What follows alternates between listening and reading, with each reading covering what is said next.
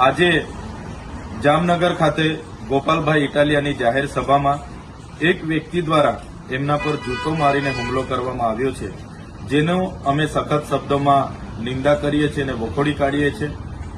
ગોપાલભાઈ ઇટાલિયા અમારા ધારાસભ્ય છે, લોકપ્રિય નેતા છે અને આમ આદમી પાર્ટી એ ગુજરાતના તમામ વર્ગના લોકો માટે આજે અવાજ બની રહી છે।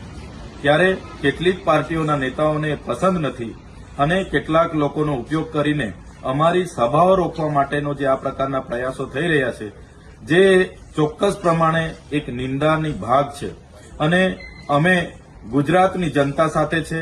આવી રીતના અમારા લોકો પર હુમલાઓ અમે કોઈ પણ ભોગે સાખી નહીં લઈએ અને ગુજરાતની જનતા માટે અમે લડીએ છીએ અને લડતા રહીશું।